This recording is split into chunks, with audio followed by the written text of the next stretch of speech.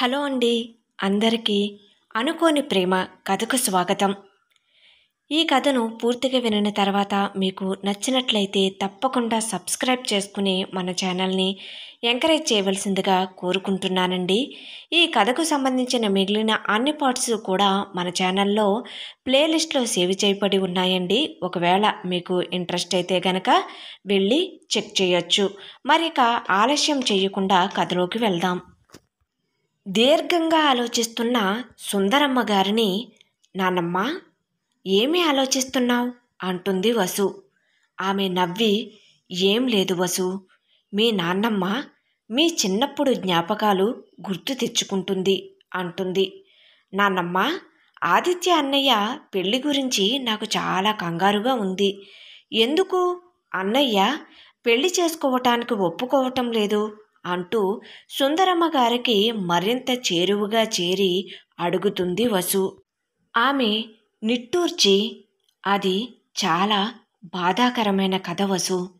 అప్పుడు నీ వయసు 4 సంవత్సరాలు, ఆదిత్య వయసు బహుశా 10 సంవత్సరాలు అయ్యి ఉండవచ్చు. నీకు అప్పుడే ఊహ తెలుస్తూ ఉంది. మీ అన్నయ్య కొంచెం పెద్దవాడు కావటం వలన ప్రతీదీ అర్థమైపోయేది తనకి. మీ అన్నయ్య తన చిన్నప్పటి నుండి మీ అమ్మా నాన్నల గొడవలు చూస్తూ పెరిగాడు. ఆ మాట వినిన వసు ఆశ్చర్యంగా, ఏంటి నాన్నమ్మా నువ్వు మాట్లాడేది? గొడవలా? కానీ అమ్మా నాన్నలది లవ్ మ్యారేజ్ కదా అంటుందామె. అవును, నువ్వు చెప్పింది నిజమే. వాళ్ళు ప్రేమించే పెళ్లి చేసుకున్నారు. కానీ కాలక్రమేణా వారి మధ్య మనస్పర్ధలు వచ్చాయి. ఇద్దరూ తమ కెరీర్లో బిజీగా ఉండటం వలన ఒకరినొకరు సమయం ఇవ్వలేకపోయారు. దానితో వాళ్ళ మధ్య దూరం పెరిగింది. వసు బాధగా, అంటే వాళ్ళిద్దరూ ఒకరినొకరు మోసం చేసుకున్నారా అంటుంది. సుందరమ్మ గారు తల ఊపుతూ, అవును వసు, ఒకరికొకరు అనుమానించుకోవటం, నిందించుకోవటం వరకు వెళ్ళింది. అది చూసి ఆదిత్య చాలా బాధపడేవాడు. ఇద్దరూ తమ కెరీర్లో ఉన్నత స్థాయిలో ఉండటం వలన వారికి పని ఒత్తిడి కూడా ఎక్కువగానే ఉండేది. ఒకరికొకరు సమయం ఇవ్వలేకపోవటం వలన వారి మధ్య భావోద్వేగ దూరం పెరిగింది. ఒకరోజు రాత్రి 12 గంటలవుతున్నా మీ అమ్మా నాన్నలు ఇంటికి రాకపోవటంతో మీ ఇద్దరూ నా దగ్గరే నిద్రపోయారు. ఆలస్యంగా ఇంటికి వచ్చిన మీ అమ్మా నాన్నలు, ఈరోజు కూడా ఆలస్యమైంది, ఇంటికి వచ్చేసరికి చాలా అలసిపోయాను అనుకుంటాడు మీ నాన్న.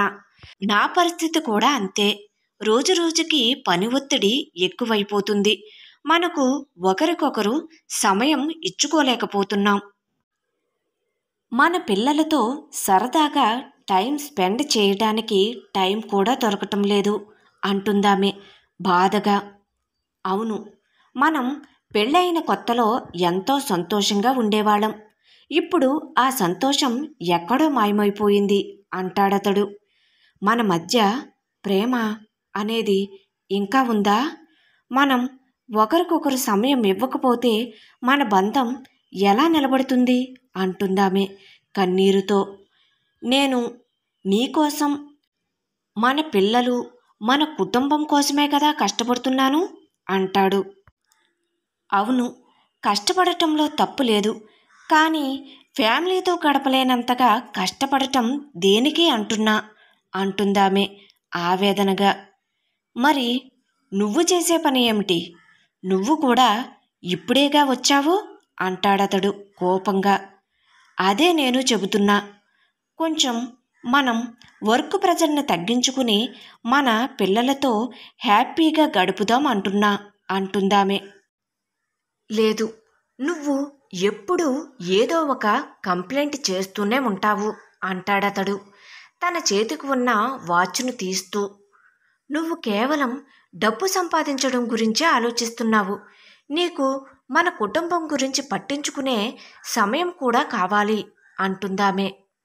సరే, నీలో ఎప్పుడు మార్పు వస్తుందో, మనం పెళ్ళికి ముందులా ఉన్నట్లుగా ఎప్పుడు ఉంటామో ఆ రోజు కోసం ఎదురు చూస్తూ ఉంటానని చెప్పి ఆమె కోపంగా బయటికి వచ్చేస్తుంది కారు కీస్ తీసుకుని. కేకలు వినిపించటంతో గది నుండి బయటకు వచ్చిన నాకు పరిస్థితి అర్థం కావటంతో ఎంత వారించినా మీ అమ్మ నా మాట వినకుండా బయలుదేరుతుంది. మీ నాన్న కనీసం ఆపే ప్రయత్నం కూడా చెయ్యలేదు. ఎందుకు ఇలా ప్రవర్తిస్తున్నారని నేను కూడా గట్టిగా మీ నాన్నను మందలించాను. ఆ మాటలు వినిన ఆదిత్య నిద్ర నుండి లేచి కళ్ళు నులుముకుంటూ మా మాటలు వింటూ చూస్తూ ఉండిపోయాడు. ఏమీ అర్థం కాని అమాయకపు ముఖంతో. ఆ మరుసటి రోజు ఉదయం వచ్చిన ఫోన్ కాల్ మన కుటుంబాన్ని చిందరవందర చేసింది. కోపంతో బయటకు వెళ్ళిన మీ అమ్మ వేగంగా కారు డ్రైవ్ చేయడం వలన ఒక చెట్టుకు ఢీక్కొని చనిపోయింది. ఆ వార్త విన్న మీ నాన్న పరిస్థితి అగమ్యగోచరంగా తయారైంది. నా కోడలు చనిపోవటం, కొడుకు ప్రేమించే భార్యను కోల్పోయి బెంగతో ఎవరితో మాట్లాడకుండా మానసికంగా కృంగిపోయాడు. నిన్ను ఆదిత్యాని నా కడుపులో దాచుకుని ఎంత మానసిక క్షోభను అనుభవించానో ఆ భగవంతుడికే తెలియాలి. తరువాత కొంతకాలానికి మీ నాన్న మీ అమ్మ జ్ఞాపకాలను మర్చిపోలేక, ఆమె చనిపోయిన బాధను తట్టుకోలేక, భార్య లేకపోయినా కనీసం కడుపును పుట్టిన పిల్లలు ఉన్నారు అనే ఆలోచన చెయ్యకుండా ఆత్మహత్య చేసుకున్నాడు. నేను ఒక్కసారిగా శూన్యంలోకి వెళ్ళిపోయిన పరిస్థితి ఏర్పడింది. మీ ఇద్దరి బాధ్యతను నా మీద పెట్టేసి వాళ్ళు ఇద్దరూ వెళ్ళిపోయారు. అప్పటి నుండి నీకోసం, మీ అన్నయ్య కోసమే నేను బ్రతికి ఉన్నాను. ఇలా మీ అమ్మా నాన్నల మధ్య గొడవలు చూసి పెరిగిన ఆదిత్య చిన్ని మనసు మీద తీవ్రమైన ప్రభావాన్ని చూపాయి. సంబంధాల గురించి తప్పుగా అర్థం చేసుకున్నాడు. అప్పటి నుండి పెళ్ళంటే కేవలం గొడవలు బాధలు మాత్రమే ఉంటాయని నమ్మాడు. అమ్మాయిలంటే ద్వేషం పెంచుకున్నాడు. ఒంటరిగా ఉండటానికి ఇష్టపడేవాడు. అప్పటి నుండి ప్రేమ, నమ్మకం అనేవి లేని బంధం ఎందుకు అని ఆలోచించటం మొదలుపెట్టాడు వసు. మీ అన్నయ్య అంటుందామె. ఇలా సుందరమ్మగారు బరువెక్కిన గుండెతో అన్ని విషయాలను వసుకి చెబుతారు. అనుకోని ప్రేమ కథ కొనసాగుతుంది. కథ నచ్చినట్లయితే తప్పకుండా లైక్ చేయండి. అదేవిధంగా కథ ఎలా ఉంది అనేది కామెంట్ సెక్షన్లో తెలియచేయడం మాత్రం మర్చిపోవద్దు. Thank you.